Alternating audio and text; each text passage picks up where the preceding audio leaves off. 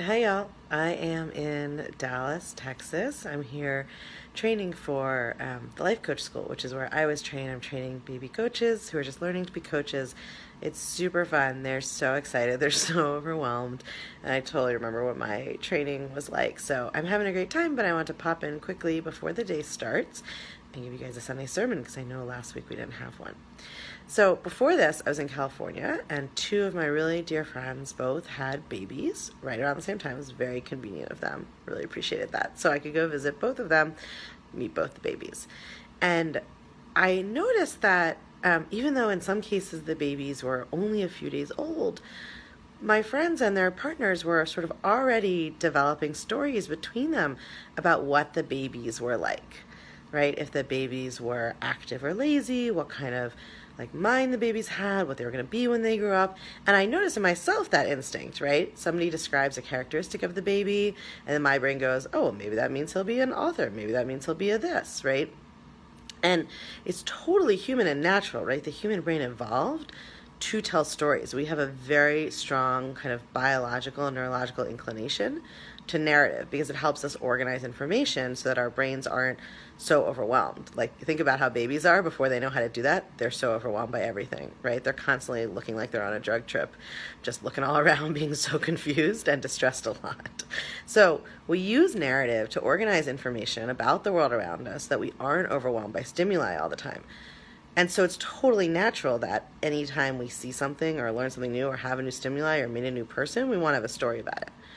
But I was just thinking about how interesting it is that our parents create stories about us, and then we create stories about us, and our friends create stories about us, and then we sort of take in all those stories, and we just grow up having these stories about ourselves. And we really think that they're accurate. Like, we think, oh, well, I just observed myself, and this is the correct story about me. But what if your story was just a thought in your mind, right? What if your story wasn't true? Like, I have the story from growing up that I'm lazy. Now, if you look at my life, it doesn't really look like the life of a lazy person, right? I've built two successful careers now. I have a business that has grown wildly in the first 2 years. I have a podcast that reached 1 million downloads in the first year. Like, this is probably not the life of a lazy person, but that's what my brain thinks. My brain has a story that I'm lazy, and it's always looking for evidence of that. And who knows where I got that story, right? Maybe I got it growing up. Maybe I got it from a friend. Maybe I just came up with it because the patriarchy told me to doubt myself. Like, who knows? So this doesn't mean that if you have a story about your kids or your parents have a story about you or you have a story about your friends that, like, you're a bad person or you shouldn't do that. It's not about that at all. I just want to invite you to be curious about whether your stories about yourself and other people, what if they're not true? What if they literally are just thoughts in your mind? Not in the sense of like, oh, they're not true, which means you need to like adjust the story a little bit or like look at all the counterfactual evidence. I mean, like, what if they just came from nowhere, right? What if it's just a sentence in your mind that you've said so often that you believe it's true, that you're lazy, that you're selfish, that no one loves you, right? My brain also has a story that I'm not popular. So my brain's always looking for evidence of that. Like, I'm sitting here at coach training at office hours. I've got 20 students around me asking me my opinion. And my brain wants me, like my lizard brain wants me to look around at other people and be like, yeah, but does she have 24 because you're not popular? So crazy, right? It's based on nothing.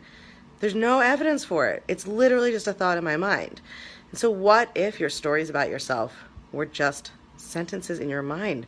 What if they weren't true? It's going to be hard for you to imagine that because you're so attached to them.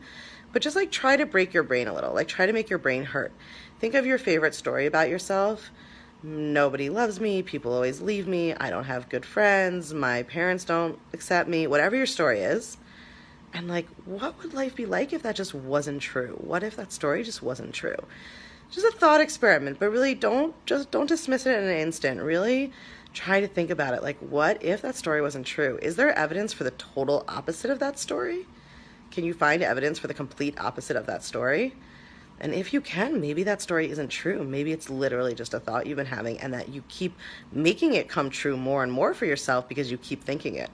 So what would happen if you just stopped believing and practicing thinking that story about yourself all the time? Give it a try this week. Let me know how it goes.